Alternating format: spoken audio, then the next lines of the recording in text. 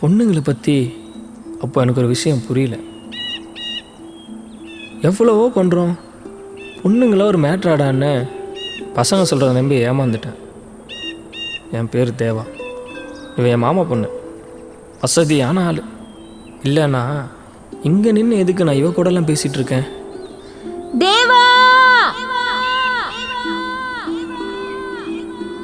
I love you. என்ன பிரச்சனை? நான் இருக்கேன். என்ன சும்மா மனசை போட்டு குழப்பிக்காதீங்க. என்ன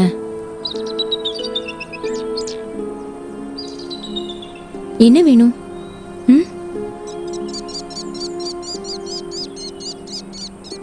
இல்ல எப்ப பேசினாலும் என்ன தருவேன்னு கேக்குறீங்க. இப்ப என்ன வேணும்?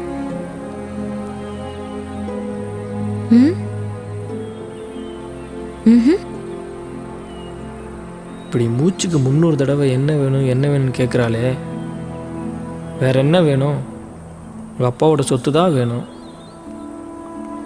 என்னை சின்ன வயசுலேருந்து பாடாப்படுத்தின ஒரு விஷயம் பணம்.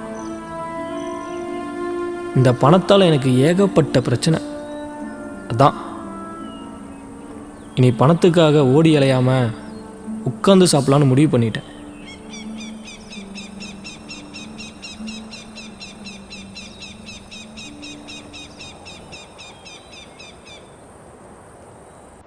ஒரு பொண்ணு எந்த பையன்கிட்டே அவ்வளோ சீக்கிரம் ஈஸியாக பழகிட மாட்டான்.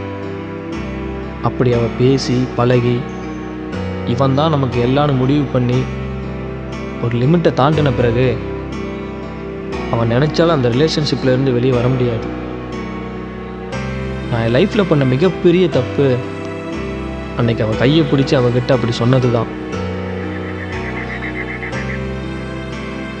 சும்மா மனசை போட்டு குழப்பிக்காதீங்க. நான் இருக்கேன்.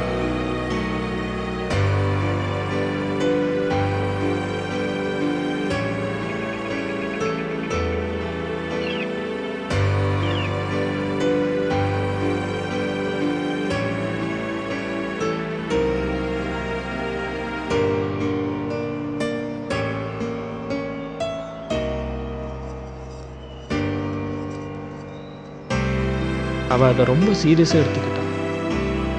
அன்னைக்கு பிடிச்ச கையை என்றைக்குமே விடக்கூடாதுன்னு அவன் நினச்சான். ஆனால் நான் வேறு மாதிரி நினச்சேன். அதுதான் தப்பாயிருச்சு.